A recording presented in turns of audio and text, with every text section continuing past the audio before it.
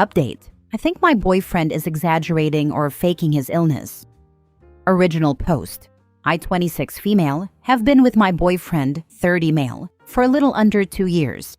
In the time we've been together, his chronic pain, which isn't connected to any particular or known condition as he refuses to go to the doctor, has gotten worse and worse.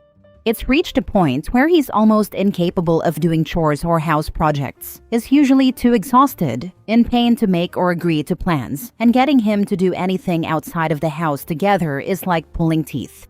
His objections always revolve around his pain and fatigue. I've never suffered from chronic pain, thank God, so I'm not one to judge or accuse someone of making it up, since the pain itself is invisible and my boyfriend looks perfectly healthy. But he's now been unemployed for about 4 months, and I'm starting to question things. I'm starting to feel doubtful for a number of reasons, and the main ones are that A. He never turns down his friends' invitations to hang out, even when the activity is something physically intense like kayaking, hiking, or going to a music festival. B. He is never too tired or in too much pain to have sex. Over time, it's almost made it seem like he's conveniently in an unbearable amount of pain when he has to do something he isn't all that interested in, like chores. And I'm starting to feel hurt that he just doesn't seem to want to hang out with me outside of what we do lazing around the house. I've never accused him of faking or exaggerating his pain, but I have tried to talk to him about doing more fun stuff together, and it always circles back to his pain or him accusing me of trying to keep him from spending time with his friends, which I'm not trying to do by any means.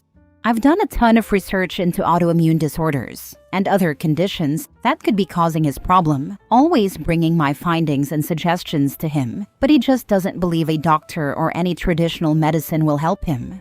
I'm also bothered because when we go to family outings or parties that we're both invited to, it's rare but it does happen, he will talk anyone's ear off about how bad his chronic pain is and how frustrating it is to not be able to find a solution. The thing is, he's not actually looking for a solution. He just smokes weed every day and calls that good enough, while lamenting and complaining that his body is the way that it is. He also refuses to return to work because of his pain. For additional context, he seems to have really extreme muscle spasms and tightness, particularly in his back. I'm happy to support him through hard times, but the fact that he won't work is getting concerning, and I feel severely stuck. I'm not interested in supporting him financially on a long-term basis, but at the moment, I partially am by covering some of his expenses. If this post makes me a total a-hole for questioning the degree of my boyfriend's chronic pain, so be it. I just need help and answers. So, here are my questions. Where do I go from here? Do you think it's possible that my boyfriend is using his pain as a crutch? Should I put some kind of ultimatum in place that will get him medical care or attention? Your advice is appreciated. Now for the top advice before reading the update. As someone with chronic pain, even if he wasn't lying, I'd leave him.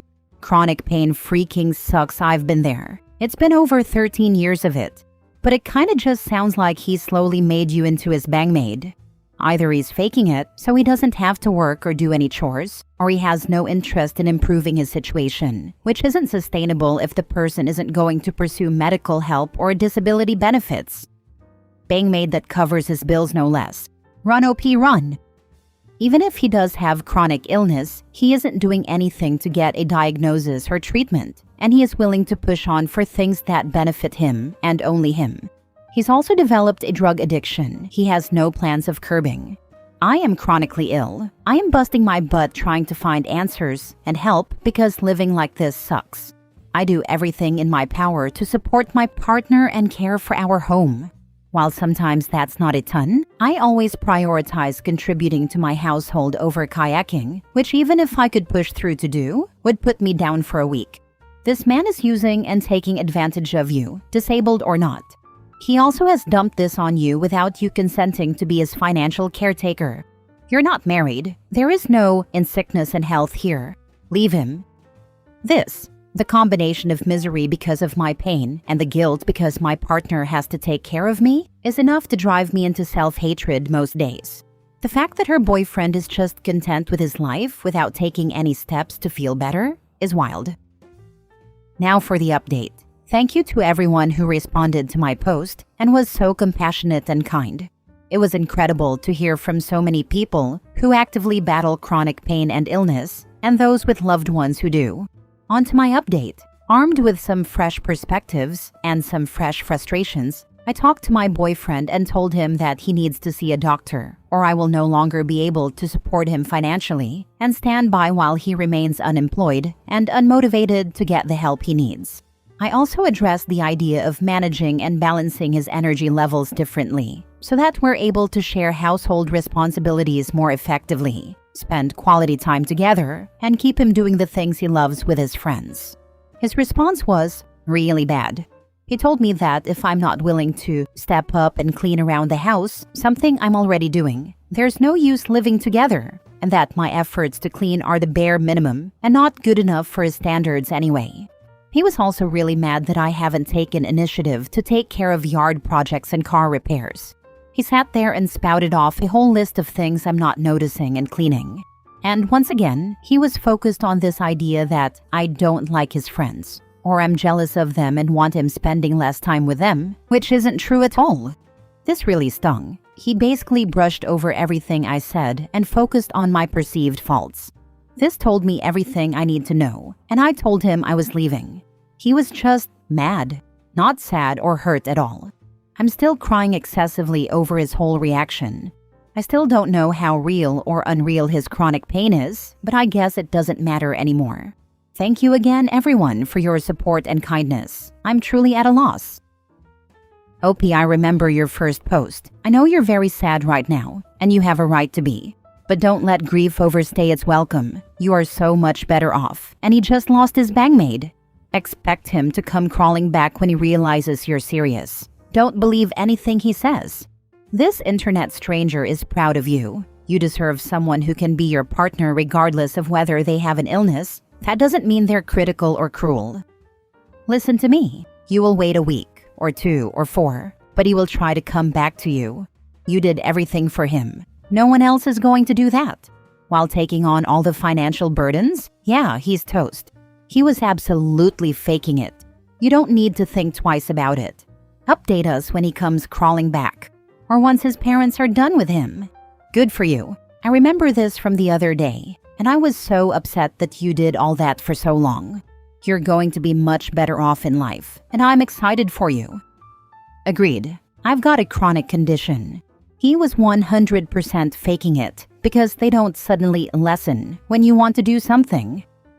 This 100%. I have missed out on so many things I genuinely would have loved just because I was struggling too much. I can't even bring myself to do the things that bring me joy or comfort when I am having a bad health day. It wears on your quality of life as a whole, not just your ability to do things you don't want to do. This makes me furious. My wife has a litany of chronic health issues and deals with daily pain. It took her from being on her way to med school to genuinely being unable to work. But yet, she is still the hardest working person I've ever seen. Always on top of everything, trying different doctors, still taking care of our daughter and her health conditions. She even became PTA president at her school to do all she could to give her a good school life. Her health has been declining for over a decade, but her determination and perseverance keep growing. I look up to her for the strength she shows. F this guy 1000%.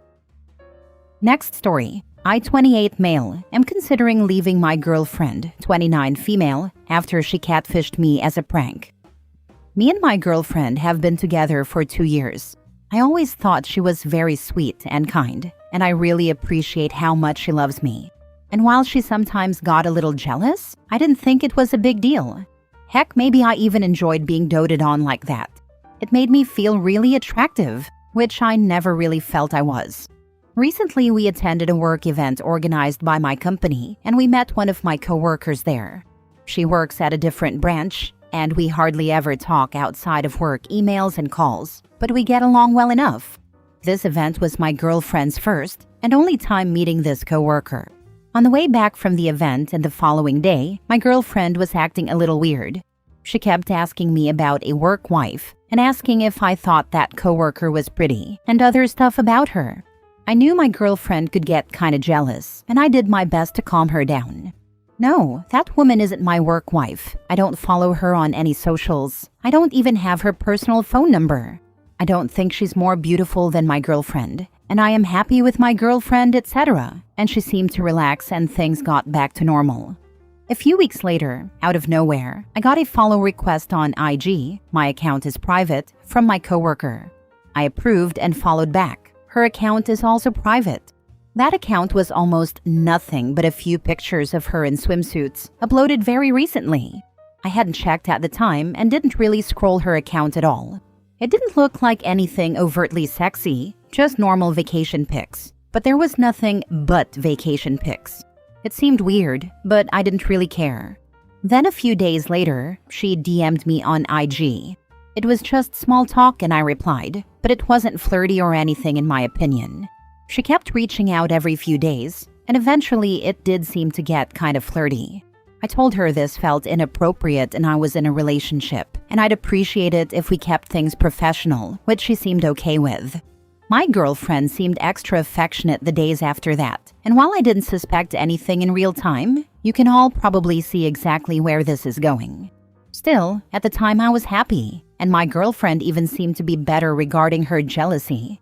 But then last week, I got a follow recommendation on my IG. It was my coworker's account. This one wasn't private and was just a normal IG account, and looking through it, those swimsuit pics were just a part of her normal IG account, which contained mostly normal pics. I then put two and two together. Before confronting my girlfriend, I talked to that coworker at work and asked for her IG account, and she gave me her normal one which I followed, and indeed she gave no indication that we ever interacted on IG before. So it became clear I was being catfished. I confronted my girlfriend then, and at first, when I was trying to be subtle, she denied everything outright. Then she shifted to gaslighting me about it and saying it was just a prank, or that it was a test, or that because she was cheated on before, she just needed to know that she could trust me. I told her that her being able to trust me was great, but how am I supposed to trust her now? She said that made no sense, and kept deflecting no matter how I tried to explain, going so far as to question how I even knew it was her if I wasn't cheating on her with my coworker. I told her that this was unfair and manipulative, and that I needed some time and went home. She's been texting and calling since, saying that I'm ruining a great relationship over nothing, I'm overreacting, and that when I finally realize how much she loves me, it might be too late, and it's not fair for me to throw everything we built out over some skank. But that just feels incredibly manipulative to me, and like she doesn't get what she did wrong at all. So, I'm conflicted between wanting to just cut and run and giving it another go. After all, we have been happy together for 2 years. But also, can trust be rebuilt after something like this? Now for the advice. I couldn't forgive someone after they breached my trust like this. The fact that she did this with no care for the consequences too? You could have potentially reported your colleague to HR, shows incredibly poor judgment, as well as all of the obvious other problems with this. This is likely not the only unhinged thing she's done in your relationship, and it won't be the last. I don't think she ever did anything on this level before, but obviously there were signs. I just didn't really want to see it, because I was never regarded as particularly attractive, and having someone be this into me just felt really nice.